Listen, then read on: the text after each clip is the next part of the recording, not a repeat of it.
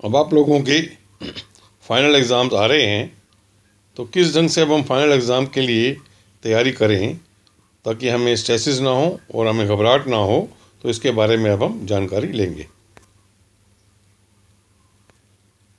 सबसे पहले तो आप डेट शीट को लिख लें। इसमें डेट्स और उनका डेट लिख लें। अब जब आपके पास प्रिपरेटरी लीव्स के जितने दिन हैं, जैसे मैंने अप्रॉक्सीमेट कुछ डेट दी हैं आगे का कुछ साल लगा के, तो जो भी आपकी आज डेट है उसके हिसाब से आप सारे डेट्स को लिस्ट डाउन कर लें।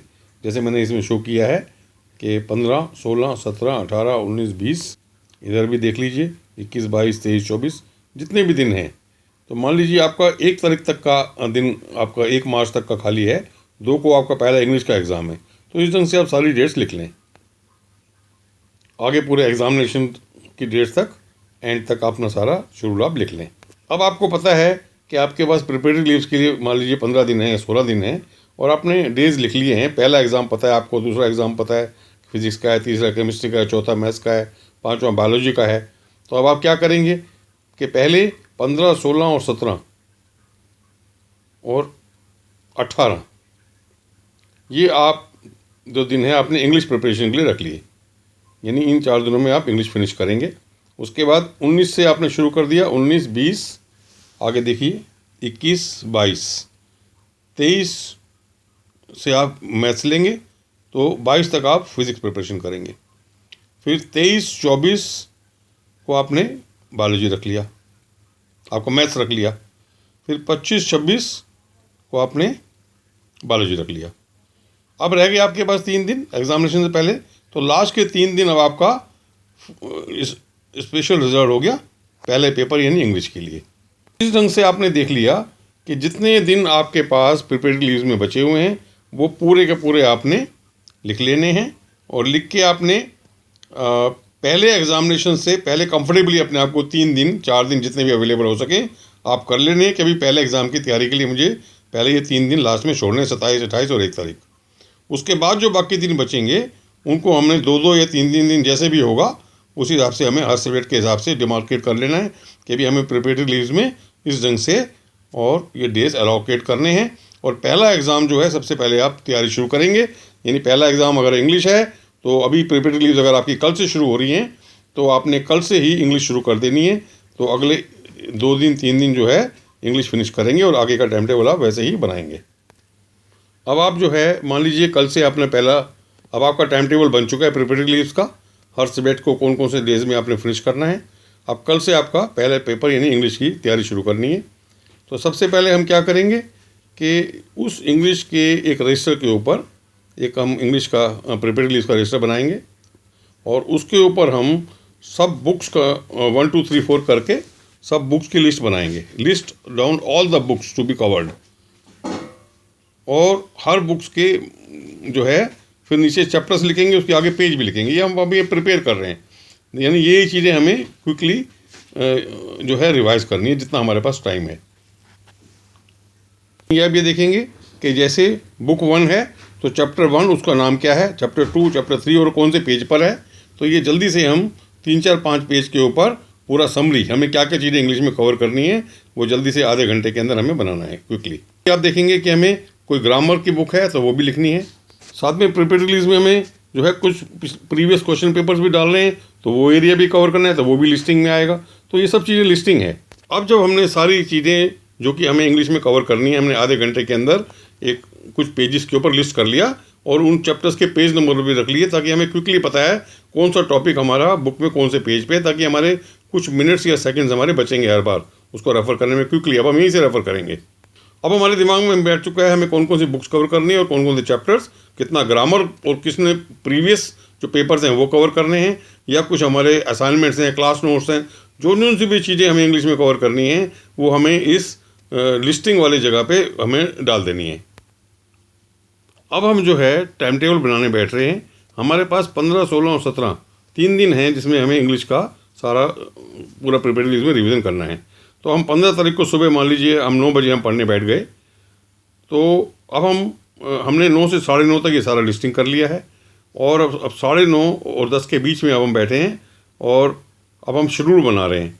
तो अब जो है जो हमने लिस्टिंग की है उसके अंदर हमें बुक्स के हिसाब से, मान लीजिए वो जो बुक्स है उसमें हर जगह हम दे देंगे अप टू से for example up to 12 PM।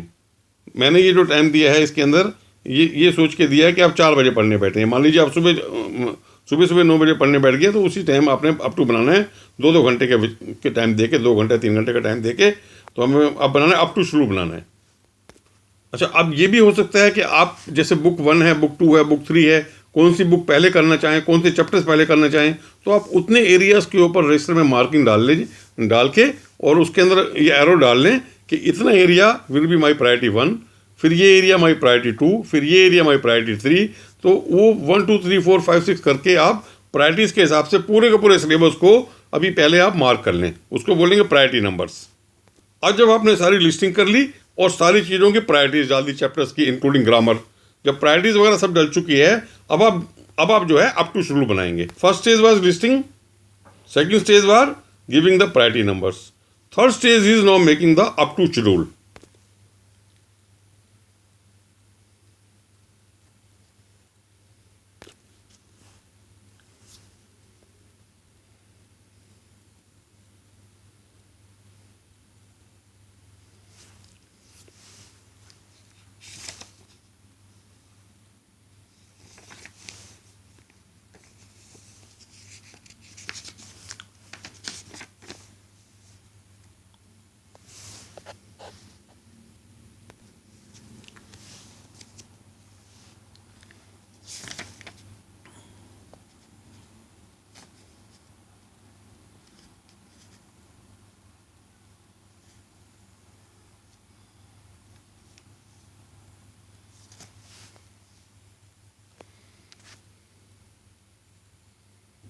और 17 तारीख को आपने अपना शेड्यूल पूरा बना लिया है, तो अब हम पढ़ाई शुरू करते हैं।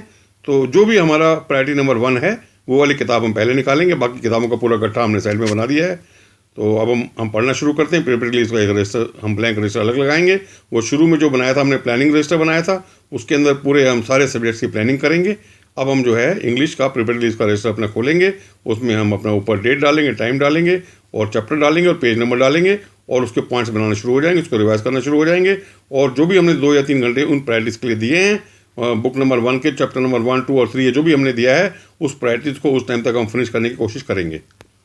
जब हमारा प्रायोरिटी नंबर 1 के चैप्टर्स पूरे हो जाएंगे, फिर हम 5 मिनट का हम ब्रेक दे सकते हैं, उठेंगे और हम प्रायोरिटी नंबर 2 के चैप्टर्स हम लिखना शुरू हो जाएंगे, उनके पॉइंट्स बनाना शुरू हो जाएंगे, उनको क्विकली रिवाइज करेंगे। तो इस तरह से आप देखेंगे कि जो भी आपने प्रायोरिटीज़ बनाई हुई है, आपको दिखाई देगा कि आपको पहले ही पता होगा कि मेरे पास इतने टॉपिक्स हैं, इतने चैप्टर्स हैं, मुझे ये चीज़ें कवर करनी है और इतना मेरे पास थोड़ा टाइम रह गया और ये 2-2, 3-3, 4-4 चैप्टर्स के लिए मेरे पास सिर्फ मैक्सिमम 2 ही घंटे निकलेंगे। तो आपको पहले ही एफिशिएंसी बनेगी, आप टाइम ख़राब करने का सोचोगे ही नहीं। आमतौर पर ये देखा गया है कि एफिशिएंसीज जो हैं एग्ज़ाम से एक दिन पहले या नाइट पहले फुल बन जाती हैं। लेकिन हमें क्या करना है, हमें आर्टिफिशियली अपनी एफिशिएंसीज बढ़ाते चले जानी है। जैसे जैसे हमारा प्रायोरिटी 1 का, प्रायोरिटी 2 का, प्रायोरिटी 3 का, प्रायोरिटी 4 का टाइम पूरा पास आने लगेगा, हमारी एफिशिएंसीज फुल बननी शुरू हो जाएंगी कि भी हमें तो अप टू 1 PM ये चीज़ें फिनिश करनी थी, ये चैप्टर पूरे करने हैं। स्पीड स्लो है, हम अपनी स्पीड बढ़ाएंगे, हम साथ साथ पॉइंट्स बनाते चले जाएंगे। इसमें एक चीज़ और भी है कि जैसे आपने बनाया प्रायोरिटी नंबर 1, जैसे हमने बनाया वो अप टू 1 PM, फिर priority number 2 up to 4 PM for example, ये सब एग्जाम्पल्स मैं आपको समझा रहा हूँ। तो उसके साथ साथ जो बीच में आपका लंच टाइम आता है वो उसमें शामिल है। तो जो भी आप प्रायोरिटी बनाएंगे उसके अंदर ये प्रायोरिटी के जो एरियाज जो उसके अंदर आपको कोई चैप्टर्स कवर करने हैं, फिनिश करने हैं उस पीरियड में, उसमें लंच टाइम अगर आ रहा है तो वो 15, 20, 25 मिनट लंच के शामिल हैं। टी टाइम आ रहा है तो वो उसमें शामिल हैं। आपको मान लो इवनिंग में 5 या 10 मिनट के लिए ताज़ी हवा लेनी है, या अपने फ्रेंड्स के साथ अपने ये कॉलोनी में खड़ा होना है, या मान लीजिए गेस्ट आ गए शाम को 5-10 मिनट के लिए, उनको हेलो करनी है, तो वो सब उसमें शामिल है। उसमें आप चिंता नहीं कीजिए, उसको अलग से नहीं बनाना है। आपको पता है कि मुझे अप टू 4 PM, अभी आपका 1 o'clock वाला जो टेन्योर पूरा हुआ है, अब अगला आपका है आप ये 1 o'clock के बाद अप टू 4 PM, तो 3 घंटे हैं। 3 घंटे में आपको मान लो 3 या 4 चैप्टर क्विकली स्कैन करने हैं, तो आप चिंता ना करें, आप उसी स्पीड से बनाते चले जाएंगे। अब कई बार बाद में आपको ऐसा लगता है कि आप कुछ एस्टिमेट्स में कमी पड़ जाती है या किसी वजह से आप उसको पूरा नहीं कर पाते हैं, तो बाद में जितना टाइम बचता है, जितने चैप्टर बनते हैं, आप उसको अप टू बना सकते हैं, यानी री लिस्टिंग। जो चीज़ें बची उनको आप दोबारा से लिस्ट करें, ये चीज़ें मेरी बच गई हैं, उनको फिर दोबारा से प्रायोरिटी नंबर दें और फिर दोबारा से बचे हुए टाइम में अप टू बनाएं, up to this topic number 1 से priority number 1, up to this priorities 2, up to this priorities 3। तो जो टाइम बचे उस हिसाब से करें और इस ढंग से आपका प्रिपरेटरी लिस्ट के अंदर आप प्लानिंग बना सकते हैं और अपनी प्रिपरेटरी लिस्ट कर सकते हैं। इसी तरह से और जब भी आपके ये इंग्लिश के प्रिपरेटरी लिस्ट 15, 16, 17 खत्म हो जाए, फिर 18 आएगा तो अगला सब्जेक्ट शुरू हो जाएगा। उसके फिर आपने 2 या 3 दिन दिए हैं, तो उसी हिसाब से उसकी भी पहले सारी किताबों की हर एक चीज़ की लिस्ट करनी है। फिर वो लिस्टिंग करने के बाद आपने प्रायोरिटी नंबर्स डालने, कौन कौन सी चीज़ लिस्ट की पहले करनी है, कौन सी बाद में करनी है। उन प्रायोरिटी नंबर्स के हिसाब से फिर दोबारा से आपने अप टू बनाना है कि up to this priority 1, up to this priority 2, up to this priority 3। तो इस ढंग से आपने प्रिपरेटरी लिस्ट करनी है। जब आपका फाइनल एग्जामिनेशन का टाइम आ जाएगा, प्रिपरेटरी लिस्ट पूरी हो चुकी है, अब आपका फाइनल एग्जाम आने वाला है, 3 दिन बाद फाइनल एग्जाम है। फिर दोबारा से अब आपने एक रजिस्टर खोलना है, उस पर आपने हेडिंग देनी है फाइनल एग्जाम। फाइनल एग्जाम के बाद फिर दोबारा से आपने लिस्टिंग दोबारा करनी है। अब आपकी स्पीड फास्टर होगी, अब आपने चीज़ें पढ़ी हुई हैं, दोबारा से अब आपको रिवाइज करना है, क्विकली होगा सारी चीज़ें, बट लिस्टिंग सब आप दोबारा से करें। और लिस्टिंग करने के बाद फिर वो प्रायोरिटी नंबर वगैरह डालें और प्रायोरिटी नंबर के हिसाब से फाइनल एग्जाम में भी जो आपके लास्ट 2-3 डेज है फिर दोबारा सेम प्रोसीजर से आप करें। अब फ़ायदा क्या होगा कि जो आपका प्रिपरेटरी लिस्ट का जो रजिस्टर बन चुका है वहाँ सब चीज़ों के रेफरेंसेस भी हैं, बुक्स के पेज नंबर भी दिए हुए हैं, लेफ्ट साइड पे छोटे छोटे नोट्स भी बने हुए हैं, तो आप क्विकली सारी चीज़ों को कोरिलेट कर लेंगे और दोबारा से फाइनल एग्जाम के जो 2 दिन आपको मिलेंगे या 1 दिन मिलेगा उसमें आप क्विकली सारी चीज़ें दोबारा से रिवाइज कर लेंगे। अब इस एग्जाम्पल में मैंने आपको दिखाया है, जैसे मान लीजिए आपका इंग्लिश का एग्जामिनेशन जो है वो 2 मार्च को मंडे को है, तो आखिरी के 3 दिन हमें 27 फरवरी और 28 फरवरी और 1 मार्च तीनों इंग्लिश के लास्ट अपने हिसाब से लीव्स लिए हैं, हमने स्लॉट बनाया। अब 27 तारीख को सुबह जब हम इंग्लिश की फाइनल प्रिपरेशन शुरू करेंगे, तो जैसे मैंने आपको बताया फाइनल प्रिपरेशन का आपने दोबारा से सब लिस्टिंग करनी है और जो है प्रायोरिटीज़ देनी है और प्रायोरिटीज़ के हिसाब से प्रायोरिटी नंबर के हिसाब से अप टू शेड्यूल बनाना है। अब ये जो है आप इसका टारगेट रखेंगे कि मान लीजिए 18 की शाम तक सारा एक बार हो गया, तो 18 की शाम को एक आप शीट खोलेंगे जिसको आप बोलेंगे फाइनल शीट। उस फाइनल शीट में जो भी आपको अब क्वेश्चन नंबर 1, 2, 3, 4 डाल के छोटे बड़े क्वेश्चन आप क्वेश्चन नंबर 1 लिखेंगे, उसका हेडिंग लिखेंगे, छोटा सा उसके ब्रीफ पॉइंट लिख लेंगे, रेफरेंस लिखेंगे कहाँ से उसको पढ़ना है। फिर क्वेश्चन 2, क्वेश्चन 3, क्वेश्चन 4 करके आप जो है एक दिन पहले as a revision, as a sum up अपनी तरफ से सारे इंपॉर्टेंट क्वेश्चन की लिस्टिंग आप 28 तारीख को आफ्टरनून में अब प्रायोरिटी के हिसाब से करेंगे। 1 तारीख को अभी आपका मार्जिन 1 दिन का और है, तो ये आपने एक फाइनल शीट बनानी है, क्योंकि अब आपने प्रिपरेटरी लिस्ट में तैयारी कर ली है, अब आपने एक बार रिवाइज भी कर लिया है। अब इस फाइनल शीट में आप अपने हिसाब से सारी चीज़ों को समअप करेंगे। अब ये फाइनल शीट जो होगी आपको हैंडी रहेगी एक क्विक रिविजन में at a subsequent stage till the final examination. तो इस चीज़ का भी हमें ध्यान रखना है कि जब भी आप क्वेश्चन नंबर 1, 2, 3, 4 बनाएं, चाहे हम उसको प्रिपरेटरी लिस्ट का रजिस्टर का रेफरेंस दें भी, page number such and such, चाहे वो साथ साथ बुक का रेफरेंस दें, ताकि किसी स्टेज के ऊपर भी हमें कोई चीज़ क्विकली किसी पेज पे जाके रिवाइज करनी पड़े, हमें पता है कि ये चीज़ कहाँ पर है। तो इस ढंग से आप एक फिजिकल चीज़ कर रहे हैं, लेकिन आपका सारा सेटअप एक कंप्यूटर की तरह हो जाएगा कि आपने ये चीज़ डाली और आपको पता है कौन सी चीज़ कहाँ है, and quickly you will be able to reach at that site without loss of time. तो ये आपका फाइनल शीट है। So morning of the examination also, so there are certain tips you can revise from this. एक finally ये final revision के लिए you can take a blank sheet and by your memory try to recall and keep writing in the blank space so all important areas and try to recall, and whatever you are forgetting just jot it down and briefly write down that I am forgetting this on the left hand side. And once you finally go through the earlier pages of the registers, and you will remind yourself that this was the thing you are not able to recollect. As soon as you will see it, that will get imprinted in your mind permanently, because these were the areas you are forgetting. So you have to scan your mind in the final stages. So these are the tips when you are in the examination hall.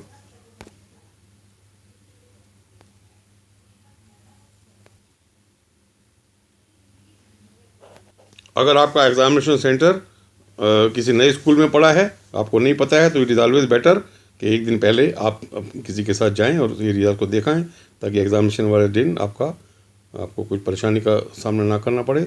कम से कम 20-25 minute पहले, आधा घंटा पहले आप examination के time पे वहाँ पहुँचने की कोशिश करें एंड बी कंफर्टेबल। और जब एग्जामिनेशन हॉल के अंदर है अपना पेन वगैरह अच्छा लेके जाएं, एक स्टैंड बाई पेन भी रखें, हैंड राइटिंग अच्छी रखें, और जो भी रूल्स वगैरह हैं, रोल नंबर वगैरह लिखने का है, पेपर पे लिखने का है, और होल पेपर को ब्रॉडली जो टॉपिक्स हैं उसको देखें जो आपने पढ़े हैं। आपको एट ए ग्लैंस सारे टॉपिक्स आपको दिखने शुरू हो जाएंगे कि मैंने ये रिवीजन में किए थे, मैंने ये फाइनल रिवीजन में किए थे। You will be able to recognise most of the things.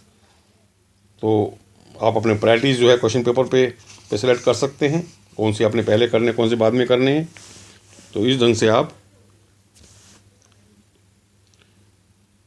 अपने प्रायोरिटी सेट करने के बाद and start answering your questions. आपकी स्पीड जो है शुरू से ही अच्छी रखें, ताकि जो है ऐसे ना हो कि बाद में आपको फिर बहुत फास्ट करके और कुछ चीज़ों को आप अच्छे ढंग से कवर ना कर पाएँ। और लास्ट के जो 15 से 20 मिनट ज़रूर आप ये बचाने की कोशिश करें, ताकि एक क्विक रिवीजन पेपर का हमेशा अच्छा रहता है।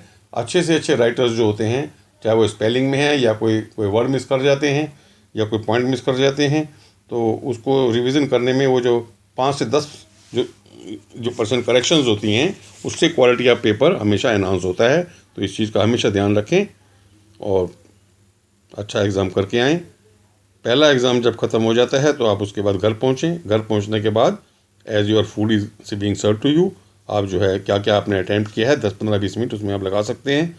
थोड़ा एक ब्रीफ रफ असेसमेंट अपना कर लें और फिर दोबारा से अगला पेपर, क्योंकि अब इस टाइम पे ना अब आप फाइनल एग्जामिनेशन हैं, प्रिपेयरलीज आपकी ख़त्म हो चुकी हैं। आप इस स्टेज क्या है कि हर सब्जेक्ट का आपका फाइनल एग्ज़ाम शुरू हो चुका है। तो जैसे मैंने इंग्लिश के एग्ज़ाम की आपको टिप्स दी कि फाइनल एग्ज़ाम के दिनों में 27, 28 और 1 को कैसे करना है, उसी ढंग से फाइनल एग्जामिनेशन के लिए दोबारा से आप सारे बुक्स के गट्ठे निकालेंगे, सारी चीज़ें प्रीवियस पेपर सब दोबारा टेबल पे अपने साइड में रख लेंगे और फिर दोबारा से रजिस्टर खोलेंगे, उसमें फिर लिस्टिंग करेंगे कि क्या क्या बुक्स हैं, क्या क्या चीज़ें आपको कवर करनी है, कौन से पेज पे क्या है, ब्रीफली लिखेंगे। और उसके बाद फिर उनका ग्रुप्स बना के प्रायोरिटी नंबर्स बनाएंगे कि भाई कौन सी प्रायोरिटी पहले है, फिर सेकंड है, फिर क्या करोगे, फिर क्या करोगे, फिर क्या करोगे, ये सब लिख लेंगे।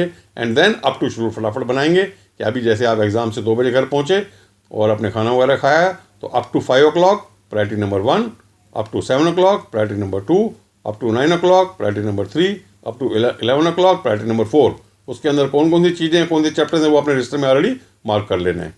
तो इस ढंग से आपने प्रायोरिटी सेट करनी है, उन प्रायोरिटीज़ को आपने अकम्प्लिश करना है। उसी में आपका टी टाइम है, उसी में आपका ब्रेक टाइम है, उसी में आपको 10 मिनट जो ताज़ी हवा लेनी है वो ये है।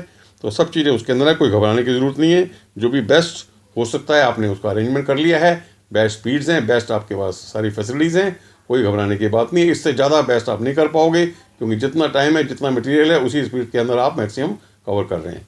तो इसके अंदर सबसे बड़ी खूबी ये रहेगी कि आपका जो एफिशिएंसीज़ हैं वो लास्ट के दिनों के या लास्ट के आवर्स के अंदर ही बढ़िया नहीं बनेंगी, बल्कि जब भी आपका जो आपने जो प्रायोरिटीज़ बनाई हैं 1, 2, 3, 4, 5 कौन सी चीज़ पहले कौन सी बाद में करनी है, तो जो ही उसका अप टू शेड्यूल कि अप टू दिस टाइम मुझे ये फिनिश करनी है priority, up to this time मुझे ये करनी है, तो अप टू शेड्यूल बनाएं। तो इसको हम बोलेंगे अप टू शेड्यूल, यानी अप टू 1, अप टू 4। तो इस ढंग से आप अपना तैयारी कर सकते हैं। तो जब आपके थ्योरी ख़त्म हो जाती है तो बाद में कभी प्रैक्टिकल्स भी होते हैं, तो उसके भी आपने इसी ढंग से कौन कौन से प्रैक्टिस करने हैं, लिस्टिंग करनी है और उसी हिसाब से आपने उनका भी ये शेड्यूल बना के अप टू बनाना है। और प्रैक्टिकल्स के लिए भी पॉइंट जो तैयारी करनी है, प्रैक्टिस करनी है, उसी ढंग से लिस्टिंग करो, उसी ढंग से उनके ग्रुप बना के प्रायोरिटी सेट करो और प्रायोरिटीज़ के हिसाब से कौन सी priority up to what time आपको फिनिश करनी है, उसका अप टू शेड्यूल बना के तैयार रखो। पहले सारी चीज़ तैयार रखो, उसके बाद इमीडिएटली स्टार्ट प्रिपेयरिंग।